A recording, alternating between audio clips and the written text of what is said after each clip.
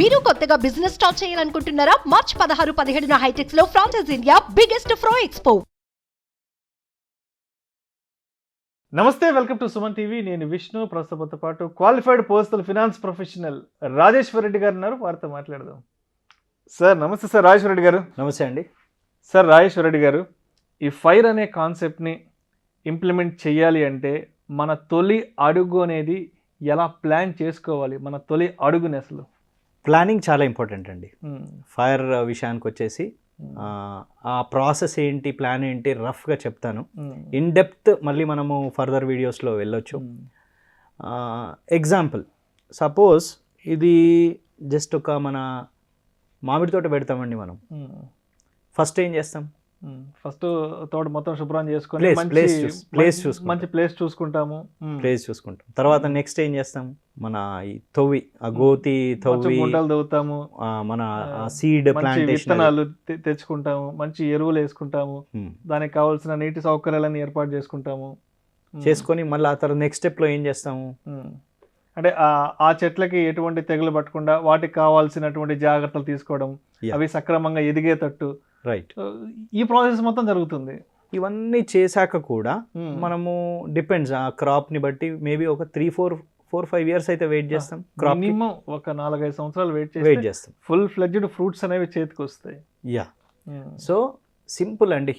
Same ఆ కాన్సెప్ట్ని మనం ఇక్కడ తీసుకోవాలి. ఎందుకంటే అక్కడ మనం ఆ 4-5 years వెయిట్ చేసినందువల్ల ఎవ్రీ ఇయర్ మనకు రిటర్న్స్ వస్తాయి. ఫ్రూట్స్ చేతికి వస్తాయి.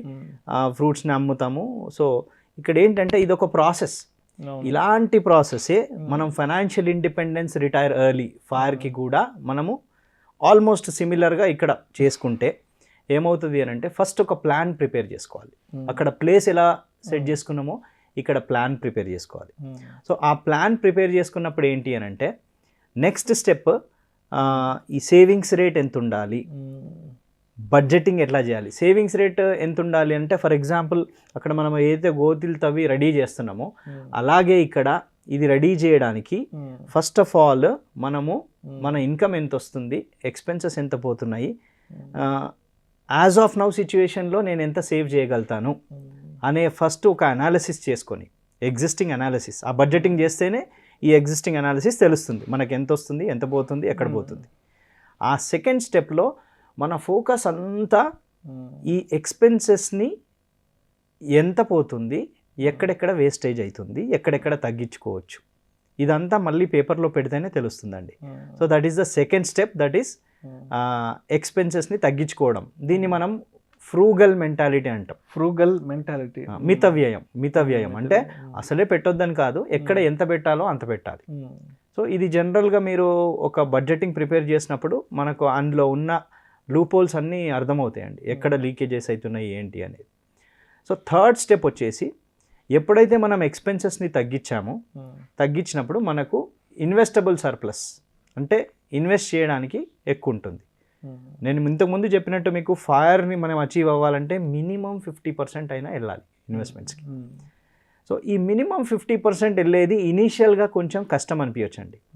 ఎప్పుడైతే మీరు అబ్జర్వ్ చేయండి, శాలరీ తక్కువ ఉన్న కేసెస్లో 50% ఇన్వెస్ట్ చేయలేం. శాలరీ ఎక్కువ ఉన్న కేసెస్లో 50% ఇన్వెస్ట్ చేయొచ్చు. సో మనకి ఫైర్ మెంటాలిటీ స్టార్ట్ అయ్యి ఈ ప్రాసెస్ని, ఈ ప్లాన్ని స్టార్ట్ చేసినప్పుడు మన మైండ్లోకి ఇన్కమ్ని పెంచాలి అనే థాట్ వస్తుందండి. ఈ ఇన్కమ్ని పెంచాలి అనే థాట్ వచ్చినప్పుడు then we will work hard.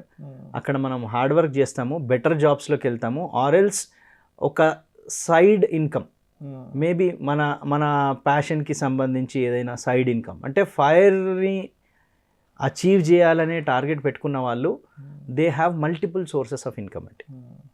So ఆ మల్టిపుల్ సోర్సెస్ ఆఫ్ ఇన్కమ్ నుండి కూడా మనము మేనేజ్ చేసుకొని ఆ 50% సేవింగ్స్ని చేయొచ్చు, ఇన్వెస్ట్మెంట్ చేయొచ్చు. ఇక్కడ ఈ ఇన్వెస్ట్మెంట్స్ ఎక్కడ చేయాలి అని అంటే మళ్ళీ ఫైర్ అచీవ్ అవ్వాలంటే మనకు రేట్ ఆఫ్ రిటర్న్ ఎక్కువ కావాలి. ట్రెడిషనల్ ఫామ్లో కాగా ఎఫ్డీస్లో, ఆర్డీస్లో, పోస్టల్ సేవింగ్స్లో పెడితే ఫైర్ అచీవ్ చేయలేము, వర్కౌట్ కాదు. సో ఫైర్ని ఏం చేస్తున్న పర్సన్ వాళ్ళకి తెలుసు, నేను ఈ పర్టిక్యులర్ ఈ 10 yearsకి, ఈ 15 yearsకి నేను ఈ కార్పస్ క్రియేట్ చేయాలనుకుంటున్నాను అన్నప్పుడు ఎక్స్పెక్టెడ్ రిటర్న్ కూడా మైండ్లో ఉంటుంది. ఇన్ఫ్లేషన్ని బీట్ చేయగల రిటర్న్స్ అందుకోగల ఇన్ఫ్లేషన్ని బీట్ కంపల్సరీ చేయాల్సిందే. సో ఆ ఇన్ఫ్లేషన్ని బీట్ చేసే ఇన్స్ట్రుమెంట్స్ ఏమున్నాయో అందులోనే ఇన్వెస్ట్ చేయాలి. సో ఇక్కడ ఏంటంటే ఫైర్ అనే చిన్న కాన్సెప్ట్ వల్ల మనకి ఎన్ని అడ్వాంటేజెస్ చూడండి. సేవింగ్స్ని ఎంతో అనలైజ్ చేసుకుంటున్నాము, వాటిని పెంచుకుంటున్నాము, ఇన్వెస్ట్మెంట్ ప్రాపర్గా డిఫరెంట్ అసెట్ క్లాసెస్లో చేస్తున్నాము, ఆ కొద్దిపాటి రిస్క్ ఎక్కడైతే తీసుకోవాలో తీసుకుంటున్నాము. సో ఈ ప్రాసెస్లో ఏంటంటే మనకు తెలియకుండా we are doing so many good things. ఏదైతే ఫైనాన్షియల్ ప్లానింగ్ బేసిక్స్లో మనకి ఏవైతే చెప్తారో అవన్నీ చేస్తున్నాం. ఇవన్నీ వేరే గోల్స్తో చేయరాదా అంటే చేయొచ్చు, కానీ ఇంత టఫ్గా, ఇంత సీరియస్గా, ఇంత డిసిప్లిన్గా చేయలేం. ఎందుకంటే ఇక్కడ కావాల్సిన ఇన్వెస్టబుల్ సర్ప్లస్ ఎక్కువ, మోర్ దెన్ 50% కావాలి. సో మోర్ దెన్ 50% కావాలి అని అన్నప్పుడు మన థాట్ ప్రాసెస్ కూడా అలాగే చేంజ్ అవుతూ ఉంటుంది.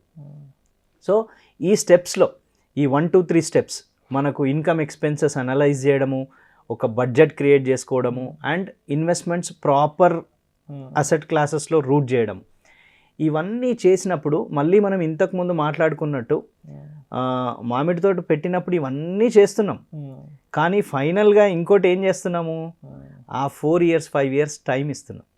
అంటే అక్కడ 4 years 5 years, ఇక్కడ కూడా ఆ టైం ఇవ్వాలి. అంటే ఇది ఒక long term plan. Just like that ఒక 1 year 2 years 3 years చేస్తే అయిపోయేది కాదు. సో ఈ లాంగ్ టర్మ్ ప్రాసెస్లో మనకు ఆ టైం కూడా ఇస్తున్నాం కాబట్టి, స్పెసిఫిక్గా మనకు ఎప్పుడు కావాలో చూస్తున్నాం కాబట్టి ఆ పేషెన్స్ అనేది కూడా important. Long term wealth create చేయడానికి మనకు పేషెన్స్ ఇంపార్టెంట్. ఇవన్నీ మనకు ఇన్బిల్ట్ రావాలి, నేను ఇన్వెస్ట్మెంట్ ప్రాపర్గా చేయాలి, వెయిట్ చేయాలి అన్నప్పుడు ఆ ఫైర్ అనే కాన్సెప్ట్ వల్ల మనకు తెలియకుండా మనము ఫైనాన్షియల్ ఈ పర్టికులర్ ఆస్పెక్ట్స్లో ఏవేవైతే బేసిక్ థింగ్స్ ఫాలో కావాలో అవన్నీ ఫాలో అవుతామండి. సో ఈ ఫస్ట్ స్టెప్ ఏంటి అని అంటే this is the basic.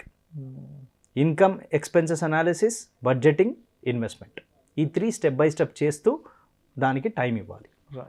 That is the process అండి. Thank you so much Rajeshwara Reddy గారు. ఈ ఫైర్ కాన్సెప్ట్ని ఇంప్లిమెంట్ చేసే ముందు మరి తొలి ప్రయత్నంలో మన తొలి అడుగును ఎలా ప్లాన్ చేసుకోవాలి, ఎలా డిజైన్ చేసుకోవాలి అనే అంశం గురించి చాలా చక్కగా మీ విశ్లేషణ తెలియజేశారు. Thank you so much Rajeshwara Reddy గారు. థ్యాంక్ యూ అండి.